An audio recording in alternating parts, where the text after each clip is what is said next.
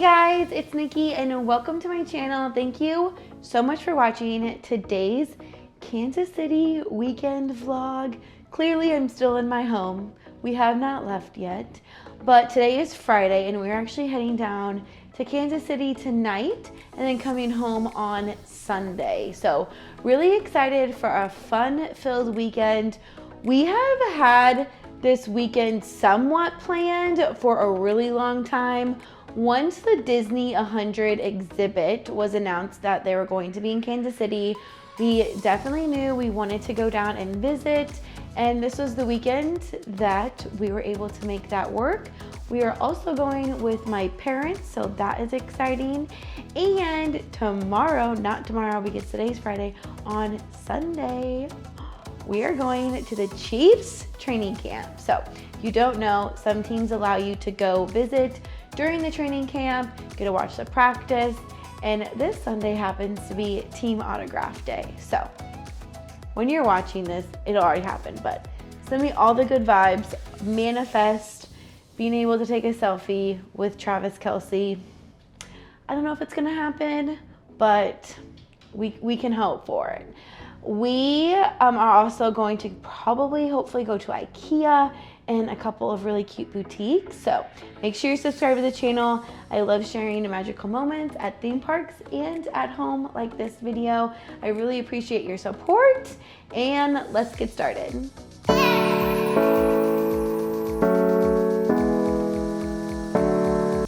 So like I said, we are still at home. It is almost 4 o'clock now. Oh, it's 3:50. I think I'm gonna paint my nails. I'm all packed, ready to go. Jackson is not, but it'll take him like 5 minutes to get packed. So did want to preface, yes, I am a Chiefs fan. Jackson likes the Eagles. And I used to like the Giants growing up because I really liked Eli Manning. I'm like a sports girl through and through. Hockey, football, baseball. Never really got into basketball. It's just not my thing. But I finally picked a team a couple of years ago, and I think it was before our second Super Bowl with Patrick Mahomes. Yes, it was before that. And so I picked the Chiefs. We live in Nebraska, so like they're our closest team, but and a lot of people around us like the Chiefs. I have been a Taylor Swift fan for my whole life, and my worlds were colliding last year, and I cannot wait for this season. I am so excited. So got my nails done yesterday, red chrome. I am very excited for a fun weekend, and I'm excited to take you along too. I'm Chris Stapleton. My Sirius XM channel. That's where I share the songs and stories that have shaped my life. The kings and queens of country, rock, and soul.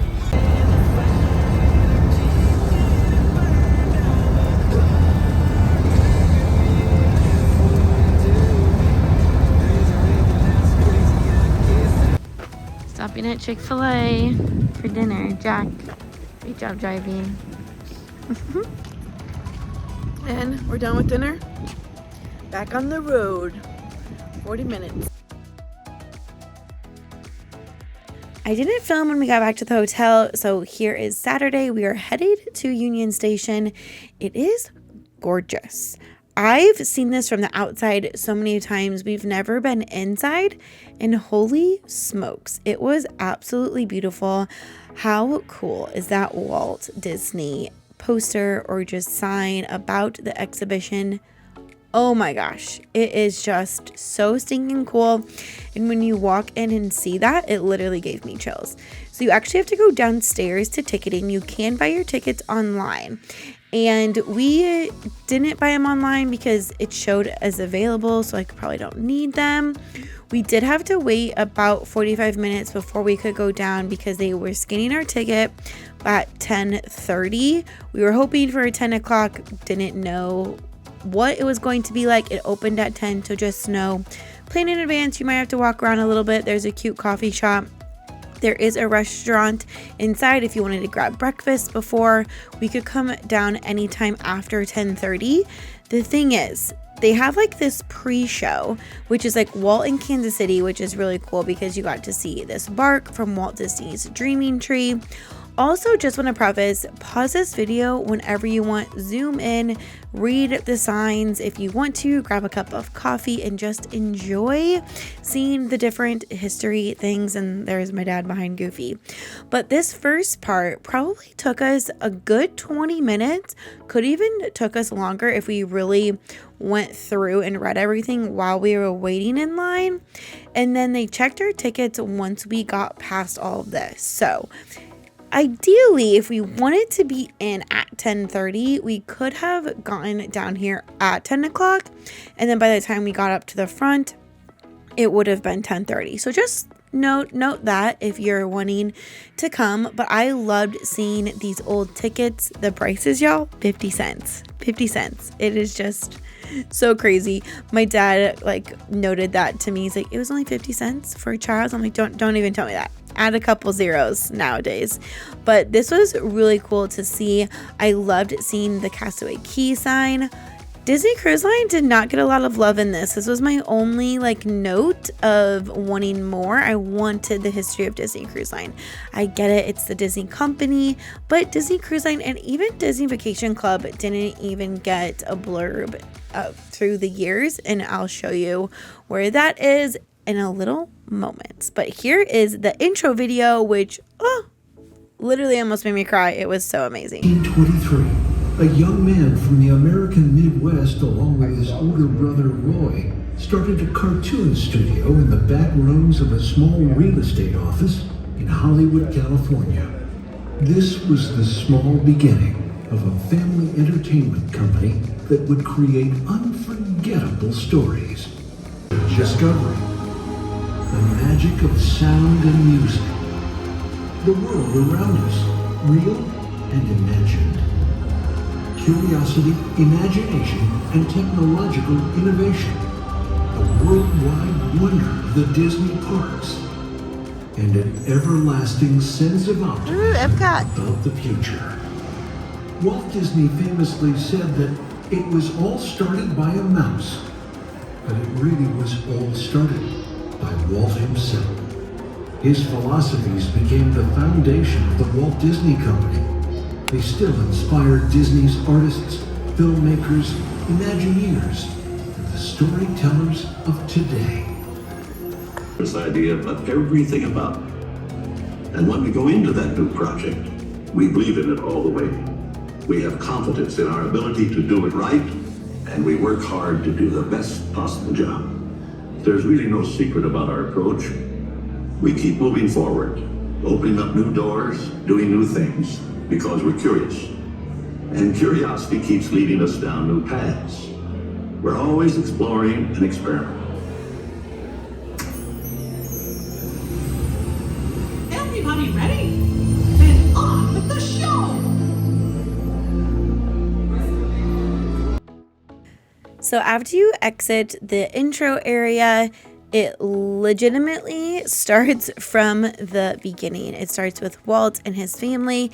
If you've ever read the Walt Disney book about his life, I haven't finished it yet, but a lot of that is the same. Just learning about where he came from. He started in Kansas City, and then he moved back, and then he did all of his travels. So it starts with the Alice comedies, and I don't think I ever knew this. I knew Snow White and Mickey and all the shorts and different things like that, but it is very interesting just seeing these photos and just thinking about him as a child and everything that he went through and what it is today is absolutely mind-blowing. I'm sure him sitting on that park bench watching his kids play on the merry-go-round thinking, I want to be doing that with them too. And that is how he thought of Disneyland. But I can't even imagine he would even have dreamt of it being as big as it is now. Maybe he did, because that is who Walt Disney was. But it's just incredible to think of where Disney as a company is now and just everything in general. I know Walt is looking down at us and being able to see and experience that through all of us, but it's just so stinking cool. So again, here it started with Oswald the Lucky Rabbit, It explained everything behind Oswald. If you don't know, Oswald was stolen from Walt pretty much by Universal Studios, which is just hilarious to me. I'm like, really? Like, even back in the day, like, that's where it started. Disney does currently own the rights to Oswald now, and they bought it or didn't buy it. They were doing a deal with Universal, told them pretty much, you have to give us Oswald back. And they did. So this was really cool. It's the telegram. And these are the like pieces of history that I love, because this is not something you see all of the time. So they were leaving New York. They just lost Oswald. Everything that they've had was around Oswald. What were they going to do? So Walt and Lillian, his wife, were heading back to California, and he sent this telegram to his other, let's call him Imagineer. They weren't named that at the moment. Just letting him know, hey, everything's going to be okay. We're going to get it figured out. How cool is this? Like, this probably, I don't even know if this is the like exact one. Probably not. A lot of these were like a remake of what it would have looked like, but still so stinking cool. And then we go into the Mickey Mouse and Minnie Mouse creation and all of their friends. And I just would like to always note, and I love pointing this out, Lillian, his wife, obviously came and said, nope, you just need to stick with the Mickey Mouse name, not Mortimer Mouse, Mickey Mouse. And again, think of how freaking cool that is. It's just amazing. It gets me every single time. But one thing that I love to learn about was that Daisy Duck was actually Donna Duck. I don't think I've ever known that fact. And I just thought it was so funny. But this was about all of the characters and when they first came in. And it's just so funny that Daisy was Donna. I feel like I need to make a shirt that says like Donna Duck, and like, if you know, you know. And so then it went into like the Silly Symphony series, and they have these like TVs throughout the entire exhibit, and some of them even have like the little headphone things that you can wear to listen. And so there was a music area. I don't think I showed it here. I did not. But you could listen to like the Silly Symphonies. This part, I could have sat and watched the entire day. Every TV screen was a decade. And you would just sit there and watch them go one by one throughout each of the years within that decade. This is where Disney Cruise Line popped up. I was waiting for the Disney Vacation Club to pop up, and they didn't. But they also didn't share anything about the parks. They shared when the parks opened here, but the parks in the exhibit don't happen until the very, very end. So maybe that's why they didn't talk about any of the resorts or anything. But these were all of the movies and everything that came to be from the beginning. And this was the coolest part, because you could just sit here and watch each screen like the 10 times, or sometimes a couple of the years had like multiples. There were more. And it was just so cool to see how many things happened in so many years. The 90s, we decided, was a big win for Disney. They had Toy Story and Lion King, and then they did like all of the cruise lines. And then there was something else that happened to them where like they were able to fund those things because of Toy Story and Lion King. But it was just so cool just to see everything that they have done in one place. Again, could have sat here for at least an hour. The whole experience probably took us about an hour and a half to 2 hours. It wasn't really crowded. They did a great job of like splitting up the group. So when you, after you watched the video and you were going into it, there maybe was 20-ish people there with us, but some people you could tell were reading every single sign fully. I tried to read as much as I could, but also I want to be able to enjoy it, and I was with other people as well, so I couldn't just sit there and read every single sign. I took pictures of a lot of signs so I could go back to read them. So there's a fun fact for you, or a helpful hint.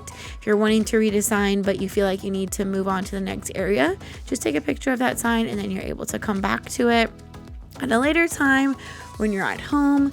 So then we got into the movies. And so this started from the beginning, Snow White and the Seven Dwarfs.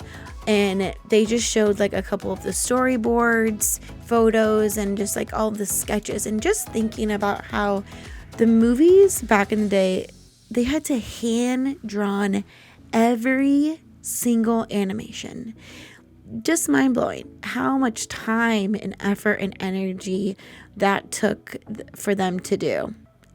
You really appreciate it when you think about everything that they did. So they really do go from every single story. So then there was Pinocchio next, and there was always a good amount of detail about each of the movies. And I have not watched Pinocchio. I haven't even watched Snow White and the Seven Dwarfs in such a long time.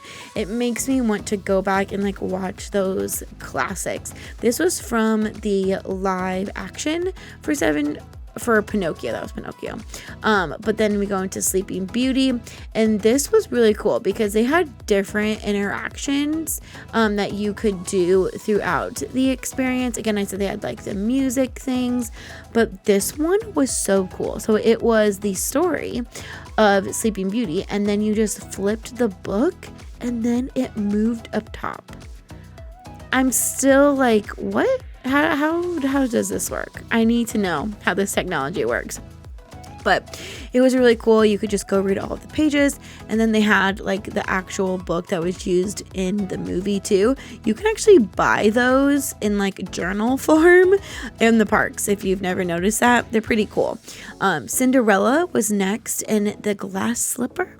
So stinking cute. Again, I loved how they showed what it looked like in the movie and then like the drawing that it came from. Just, it can't be beat. They had this little cute photo op with the fairy godmother.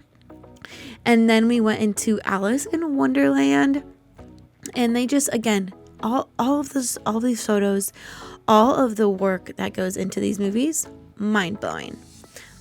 And then what I really liked about the Alice in Wonderland area was they had the different smaller props and the quotes. Oh, they had so many amazing quotes from Walt Disney throughout the entire exhibit. Obviously, it's from Walt Disney, but that was just so cool to see.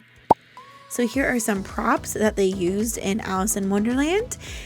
And now we're getting into the 60s, so it was Mary Poppins, and this one was really unique because they had the lights and stuff on the wall there that you can see the birds, but then every once in a while they had these like inlets where it was a snow globe, but then also had the lights and the birds flying around, which is really unique. And then this carousel horse was actually used by Julie Andrews. I loved that they really gave a lot of detail into all of them. So again, this was an interaction area, and it was all about the movies. So you could click on any movie you wanted, and then it would give you like the origin of that movie. So Walt didn't think of these topics on his own. They were very, very old stories, and all of like the Hercules, so like Greek mythology, all different things like that, and then he created them into a movie. So then we have Winnie the Pooh. How freaking cute is this Pooh? My mom and I, we couldn't get over it. It was so cute. And then there was this cute little photo op with Dopey. He was sleeping. I obviously took. So now we got into The Princess and the Frog, Tangled, and Frozen. We were ending like the movie section, and then the next section was the character section. So they did a really good job of summarizing everything that you're going to see in that section as a whole, and then it transitioned very nicely in my opinion. You went into characters, and then I think it finished with like music, and then it went into like nature and all that, but we'll get there when we get there.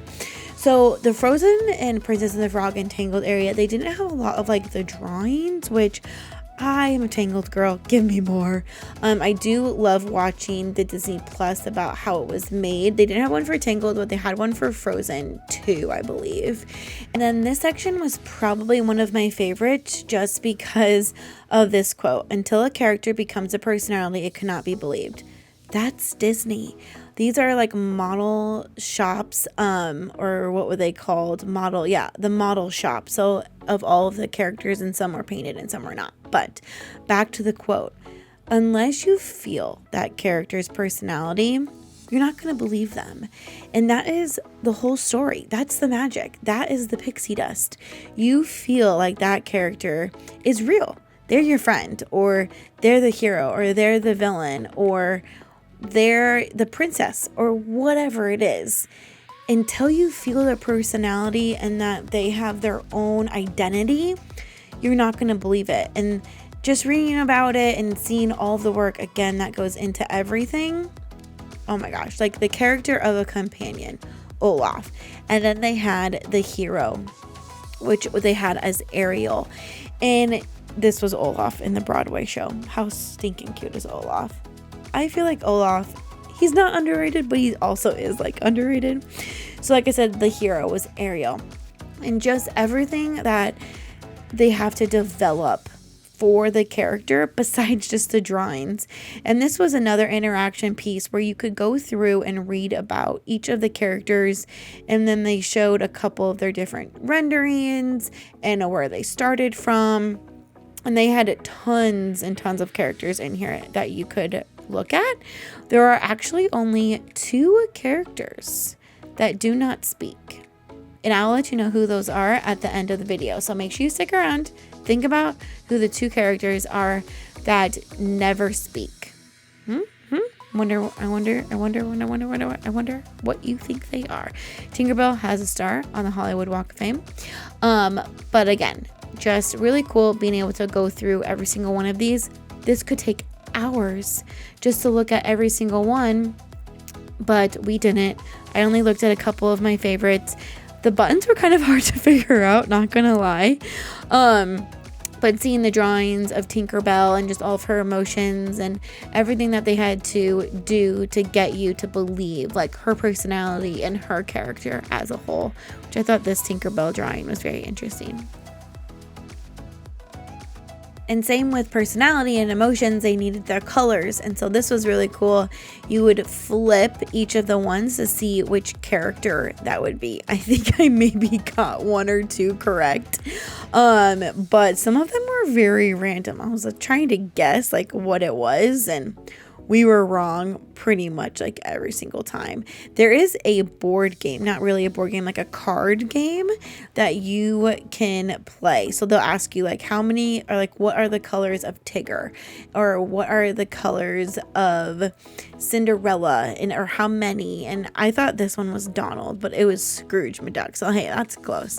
And they're very hard to do. So like Belle, I didn't know she would have like the brown, but I guess technically she would have the brown.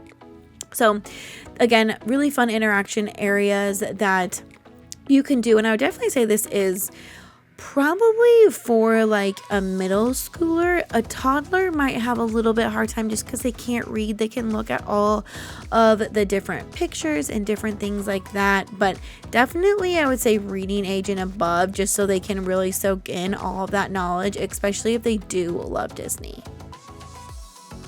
So after the character area, we headed over, and now this is the adventure. So all of the pirates, and they do have a couple of like the little flippy things that ask you a question. And this one was what's inside of the bottle, and it is a ship. So they didn't have a ton of information about like Pirates of the Caribbean, but they did have Moana, and this is where like a couple of the other movies were thrown in. So they had like the main movie section, maybe just like all princesses, and then they went into like the adventure, and so they had Lilo and Stitch over here. And then they also had, what was it? Oh, it was like Seven Seas. We'll see it here in a moment, but I don't think I've ever seen that movie. Like ever. So again, here is a quote from Walt Disney about adventure. And then they had Peter Pan over here as well. This was a really cool interactive experience. So you just pulled the lever, and then there we go. There was Finding Nemo right there in the middle. And that was pretty much the only thing that we saw about Finding Nemo. They did have the Jungle Cruise, and so I really liked how they had some of the costumes as well.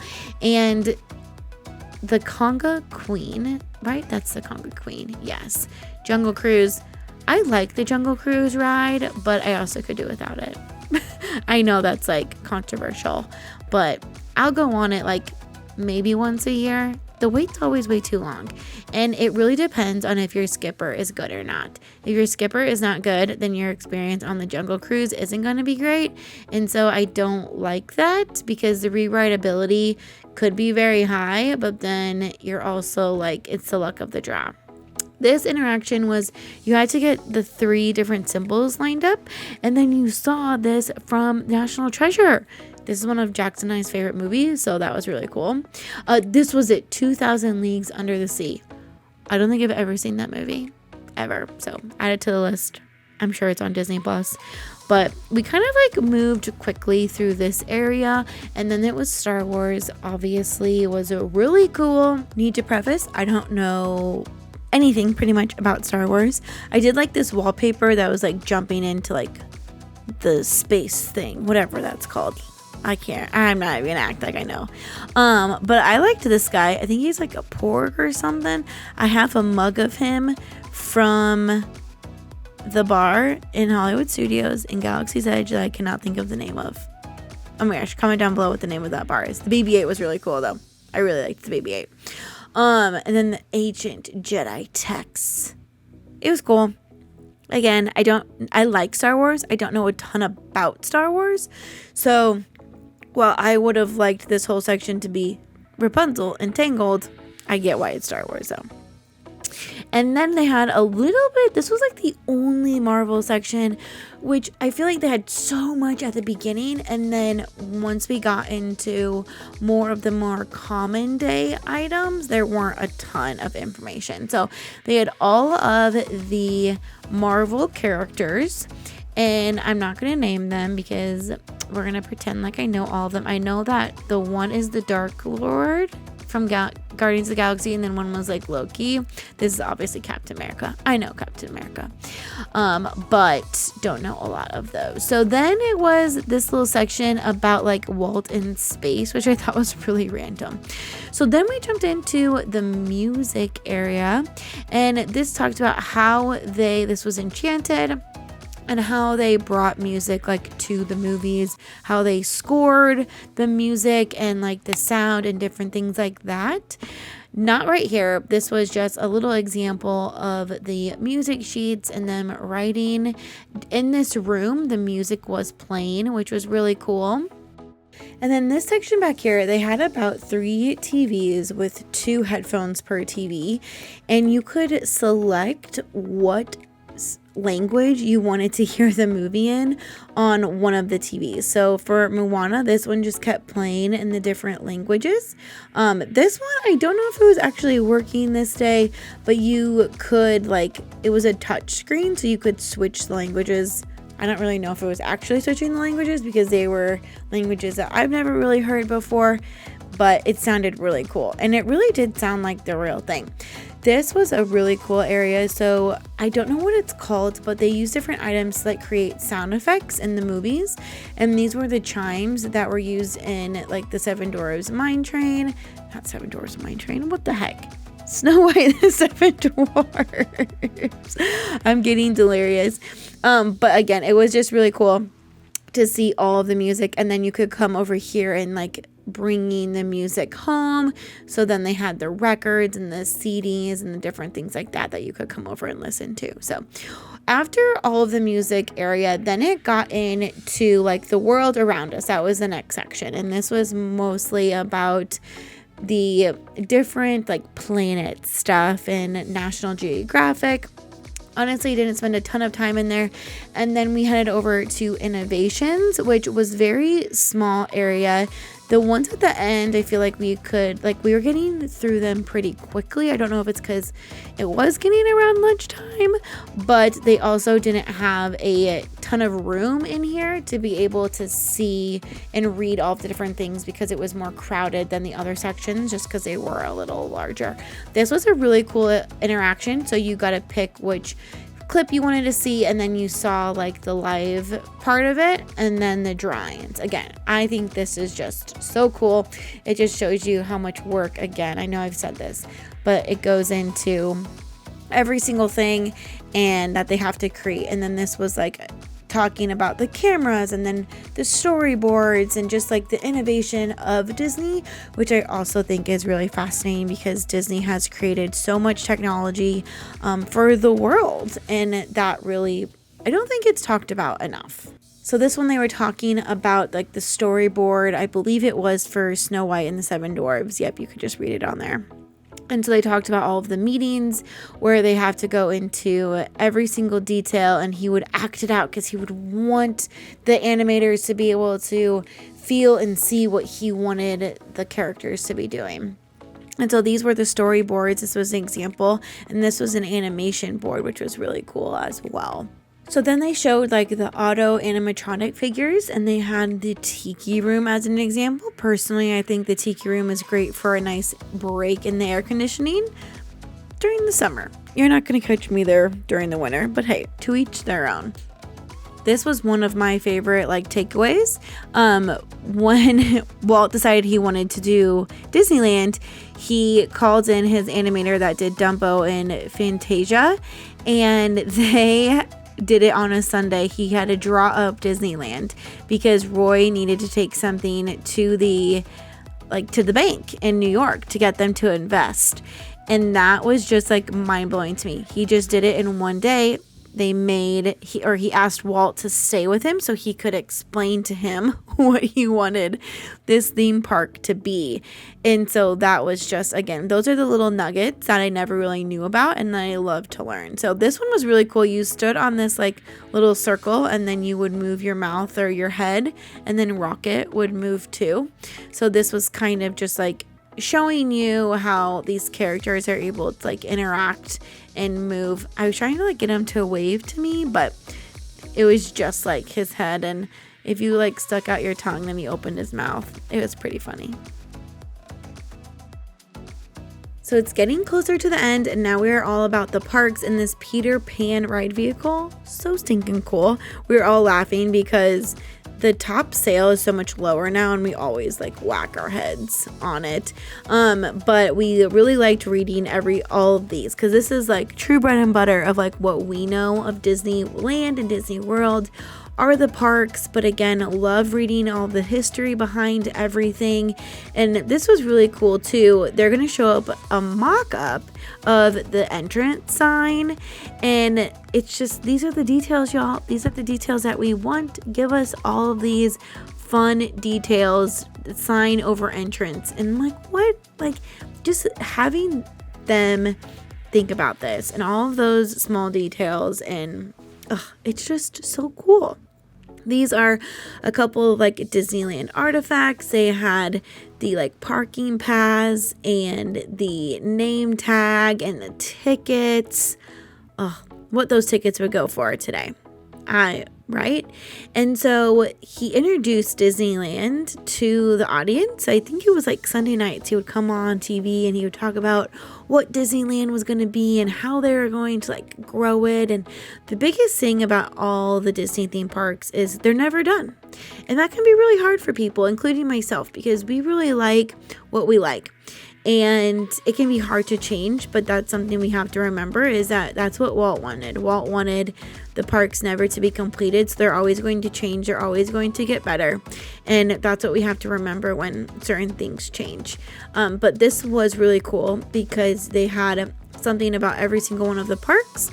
And then they had the parks within the parks. They had Walt Disney World, but then you could go out of this and go into Disneyland, and then you could go to like Shanghai and Tokyo, California Adventure. So again, you could have stayed here for hours and hours and just read about every single thing. I really liked this park area. Obviously, we love the parks, and so I could have done with more information about the parks. And again, Disney Cruise Line, even like talk about the new ships. Granted, this has been open, not in Kansas City, but this started in Philadelphia and then went to Chicago and is now in Kansas City for the US. And then international, it was in London and Germany. I'm not sure. I believe Kansas City is currently the only one that is open at the moment. But it will run through September. So if you're in the Midwest, definitely make a trip out of it. We loved being able to read everything and see everything. Union Station in general is really cool, so you could definitely like drive up and go see it for the day, even depending on like where you're located. But seeing Cinderella's castle was really neat, and just like learning about Epcot and hearing Walt's voice talk about Epcot, that is just so cool. But the biggest takeaway is we are just getting started. I know it says it right there, but it is true. So like I said, when things change in Disney World or Disneyland or new things are added, D23 is coming up, and it's important for us to remember this is what Walt wanted, and we are going to always, Disney is always going to continue to grow to make dreams come true. And at the end here, you could do like a little drawing session. Obviously, all the tables were filled up, but it was really fun. We really did enjoy it, and I was sad it was over because it just made me really, really excited for our next trip. All right, guys, thank you so much for watching today's video all about the Disney 100 exhibit. We really did enjoy it. It was so much fun just to see and like learn random different facts about Disney. I've grown up going to Disney. My parents have gone to Disney. Obviously, Jackson has gone to Disney a ton. And there were so many things that popped up and we're like, oh my gosh, didn't even know that. And just seeing the different artifacts was really, really cool. And I love like the history behind it all and the history of like Walt Disney himself. So seeing all of those things was really cool. Next goal is to make it to Marceline, Missouri. And they have like a big like Disney family history museum. And I really, really want to go to that. So that is on the agenda for hopefully the near future. Who knows? I don't think it's too far. I think it's 2.5 hours, similar to Kansas City, but just in like a different direction. We are going to St. Louis later this year, so maybe we can hit that up on the way there or on the way back, possibly. Who knows? But I'm going to share next. We're ending the video here, but make sure you stick around for the next couple of minutes. I'm going to share some like fun clips from our Kansas City Chiefs training camp day. That was a lot of fun. We really did enjoy, at least I enjoyed, seeing like the practice and the players. The team autograph day, I really wouldn't call it a team autograph day, to be completely honest. Not a lot of players hung around and signed autographs, and it is just so crazy on how they do it. And I get there really probably isn't a great way for them to do it, besides them like sitting down and having people like go through an autograph line. But yeah, it was kind of crazy, but it still was a lot of fun. I talked to a gal who goes a lot, and she said if you go during the week, it's a lot calmer.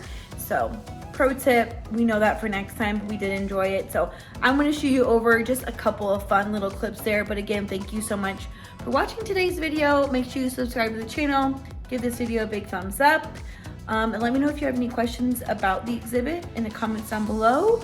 And yeah, I'll see you real soon. Bye. Not really bye, keep watching. Thanks so much for sticking with me. The two characters that have never spoken are Tinkerbell and Pluto. But the Kansas City Chiefs training camp day, so much fun. Absolutely loved it.